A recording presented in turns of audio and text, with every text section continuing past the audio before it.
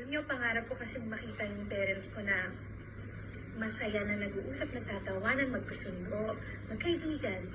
So hopefully, guys, pag-pray natin lahat na ito na yung start talaga ng friendship nila. Hindi dahil gusto ko silang magkabalikan, don't get me wrong. Hindi na. Pero just para happy yung life lang. Of course, girl! Kasi parents ko yan eh. I always say, para sa lahat, it's a show. Pero para sa akin, guys, totoong buhay ko to. Sana naman po, no? Kasi left out ako kung hindi. It's exciting, tears of joy. It's a dream come true. Not just for me, but for Sharon Gabby fans who, hope and dream and enjoyed their love team. Siyempre, kung may isang nag-enjoy ng love team nila, ako yun. Kaya nga ako nandito. Was this not so little girl beside me anymore? But she made my life complete. And if there is anything I regret,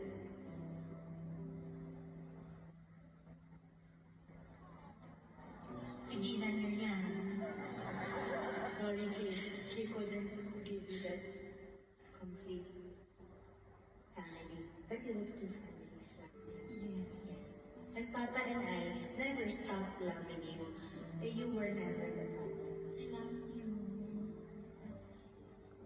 Okay na kayo, ha? Kanina ba may magmumukha na? Mukhang masyado kang chill kasi lagi mong kasama. Hindi ko naman konti. Namiss ko na. Okay na sila. Okay na rin. Happy. Mag-i-intertwine na ngayon ang daliri ninyong dalawa. Paano na? May crush ako. I know. Hindi ka pa pa. Hindi yan.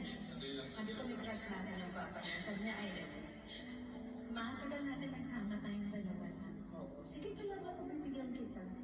Congrats. Grabe, para naman ako nasa isang panaginip.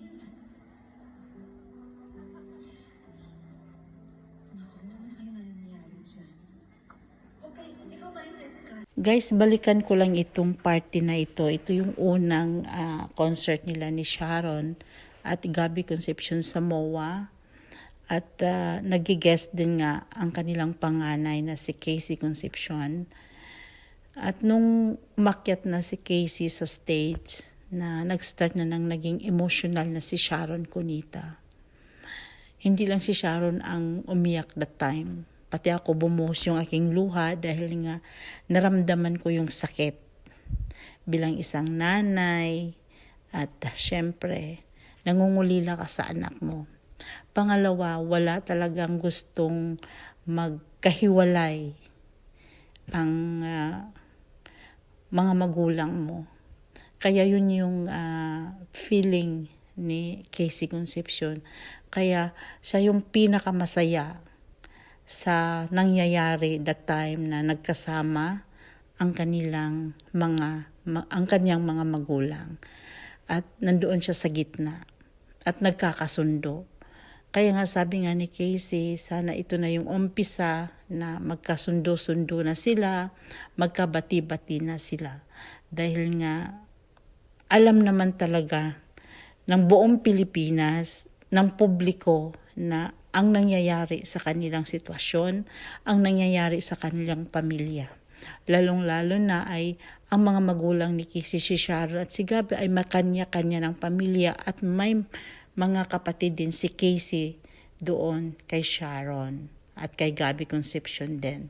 Kaya napakahirap para kay Casey Concepcion ang naging sitwasyon niya.